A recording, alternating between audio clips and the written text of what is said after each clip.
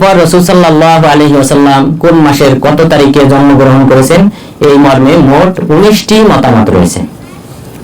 এই মর্মে মোট 19টি মতামত রয়েছে। এর মধ্যে রবিউল আউয়াল মাসের মোট 11টি তারিখের কথা আলেমগণ উল্লেখ করেছেন। রবিউল আউয়াল মাসের কত তারিখে জন্মগ্রহণ করেছেন রাসূল সাল্লাল্লাহু আলাইহি ওয়াসাল্লাম এই সম্পর্কে মোট 11টি মতামত রয়েছে। তার মধ্যে প্রথম মতামত হলো যে তিনি রবিউল আউয়ালের সোমবার, প্রথম সোমবারে তিনি জন্মগ্রহণ করেছেন। এটা আব্দুল্লাহ ইবনে আব্বাস রাদিয়াল্লাহু আনহু থেকে বর্ণিত হয়েছে। প্রথম সোমবার যদি আমরা ধরি, তার মানে ওই রবিউল আউয়াল মাস, ওই বছরের রবিউল আউয়াল মাসটা যদি সোমবার দিয়ে শুরু হয় তাহলে এটা ছিল প্রথম তারিখ। যদি দ্বিতীয় দিন শুরু হয় তাহলে ছিল এটা দ্বিতীয় তারিখ। তার মানে এখানে মোট 7টি মতামত পাওয়া যায়, যেখানে 7টা দিনের যে কোনো একটা দিন হতে পারে। যেহেতু প্রথম সোমবার বলা হয়েছে, মাসটা যদি প্রথম সোমবার দিয়ে শুরু হয় অথবা দ্বিতীয় দিন থেকে শুরু হয়, এইভাবে মোট 7টা দিনের যে কোনো একটা দিন হবে। এরপর দ্বিতীয় মতামত বলা হয়েছে যে প্রথম শুক্রবারে, রবিউল আউয়ালের প্রথম শুক্রবারে তিনি জন্মগ্রহণ করেছেন।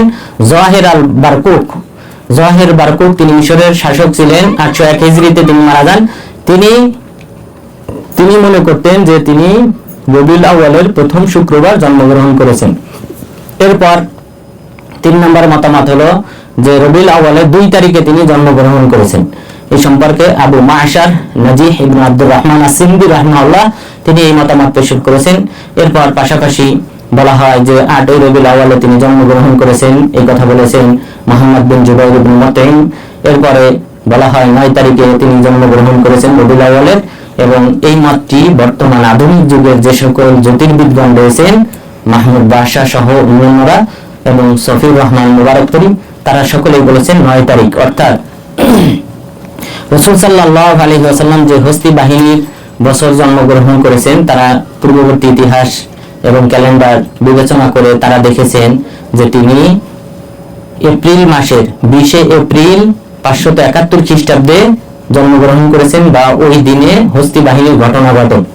তো সেই হিসেবে তারা ওই পঞ্জিকা অনুযায়ী, ক্যালেন্ডার অনুযায়ী তারা যাচাই বাছাই করে বলেছেন যে এটা 9 রবিউল আউয়াল হবে। 9 রবিউল আউয়াল আরবি হিজরি অনুযায়ী এটা 9 রবিউল আউয়ালের সাথে মিলে। এই কারণে বর্তমান আধুনিক যুগের যত জ্যোতির্বিদগণ রয়েছেন, মুবারকপুরি, সফিউর রহমান মুবারকপুরি ফিকিহবিদদের মধ্য থেকে, তারা বলেছেন 9 রবিউল আউয়াল তিনি জন্মগ্রহণ করেছেন। এরপর কেউ কেউ বলেছেন 10 রবিউল আউয়াল জন্মগ্রহণ করেছেন। এই সম্পর্কে আমির বিন শারাহিল আশ-শাআবী রাহিমাহুল্লাহ তিনি বলেছেন যে রাসূল সাল্লাল্লাহু আলাইহি ওয়াসাল্লাম 10 রবিউল আউয়ালে জন্মগ্রহণ করেছেন। এরপর কেউ কেউ বলেছেন 11 রবিউল আউয়ালে জন্মগ্রহণ করেছেন, যেটা ইবনুল জাওজি রাহিমাহুল্লাহ তিনি তার ইতিহাসের কিতাবে উল্লেখ করেছেন। এরপর পাশাপাশি বলা হয় 12 রবিউল আউয়ালে তিনি জন্মগ্রহণ করেছেন। এই মতামতটা একজন তাবিঈ মারুফ বিন খররাবুজ আল মাক্কি তিনি এই মতামত দিয়েছেন, তাকে অনুসরণ করেছেন মুহাম্মদ বিন ইসহাক এবং পাশাপাশি ইবনে কাসির রাহিমাহুল্লাহ। তারা বলেছেন 12 রবিউল আউয়ালে তিনি জন্মগ্রহণ করেছেন। এরপর বর্তমান আধুনিক যুগের যে সকল শিয়ারা রয়েছে তারা সকলেই একমত রাসূল সাল্লাল্লাহু আলাইহি ওয়াসাল্লাম জন্মগ্রহণ করেছেন 17 রবিউল আউয়াল। এবং এই বর্তমান যুগের যত শিয়া রয়েছে তারা কিন্তু ঈদ এ মিলাদুন নবী পালন করে 17 রবিউল আউয়ালে। এরপর পরবর্তী মতামত হলো 18 রবিউল আউয়াল। এটাও বর্ণিত হয়েছে জাবের বিন আব্দুল্লাহ রাদিয়াল্লাহু আনহু এবং পাশাপাশি আব্দুল্লাহ ইবনে আব্বাস রাদিয়াল্লাহু আনহু থেকে।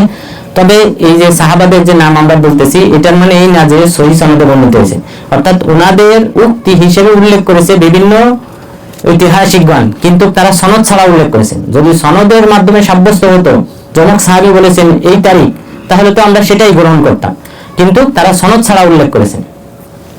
এরপর রবিউল আউয়াল সম্পর্কে সর্বশেষ যে 11তম মতামত, সেটা হলো যে 21 অথবা 22 রবিউল আউয়ালে তিনি জন্মগ্রহণ করেছেন। 21 অথবা 22 রবিউল আউয়ালে তিনি জন্মগ্রহণ করেছেন, এটা ইবনে হাজম রাহিমাহুল্লাহ তিনি উল্লেখ করেছেন তার ইতিহাসের কিতাবে।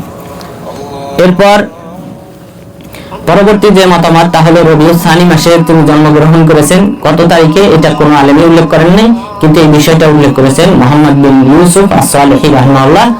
এরপর কেউ কেউ বলেছেন রজব মাসে, রজব মাসের 27 তারিখে তিনি জন্মগ্রহণ করেছেন, এটা হুসাইন বিন আলী থেকে বর্ণিত হয়েছে।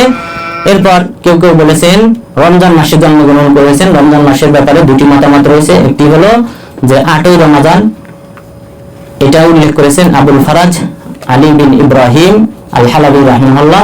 এরপর পাশাপাশি 12ই রমাদানে রাসূল সাল্লাল্লাহু আলাইহি ওয়াসাল্লাম জন্মগ্রহণ করেছেন, এটা বর্ণিত হয়েছে আমর ইবনে আস, আব্দুল্লাহ ইবনে আমর ইবনে আস রাদিয়াল্লাহু আনহু এবং পাশাপাশি জুবাইর ইবনে বাক্কার রাহিমাহুল্লাহ ওনার থেকে এটা বর্ণিত হয়েছে। এরপর মুহররম মাসে রাসূল সাল্লাল্লাহু আলাইহি ওয়াসাল্লাম জন্মগ্রহণ করেছেন, এই মর্মে মোট 3টি তারিখের কথা উল্লেখ করা হয়েছে। প্রথমটি হলো 5ই মুহররম। 5ই মুহররমে এই মতটি এসেছে আব্দুল্লাহ ইবনে আব্বাস রাদিয়াল্লাহু আনহু থেকে। এরপর 10ই মুহররম অর্থাৎ আশুরার দিন জন্মগ্রহণ করেছেন, এটা মুহাম্মদ বিন ইউসুফ আস-সালেহি তিনি উল্লেখ করেছেন। এরপর পাশাপাশি 25শে মুহররমে জন্মগ্রহণ করেছেন, এই বিষয়টাও মুহাম্মদ বিন ইউসুফ আস-সালেহি তিনি উল্লেখ করেছেন। এরপর সফর মাসের বিষয়টা খাওয়ারিজমি রাহিমাহুল্লাহ তিনি উল্লেখ করেছেন, কিন্তু কত তারিখে সেটা তিনি উল্লেখ করেন নাই। এই হলো মোট 19টি মতামত যে রাসূল সাল্লাল্লাহু আলাইহি ওয়াসাল্লামের কোন মাসের কত তারিখে তিনি জন্মগ্রহণ করেছেন।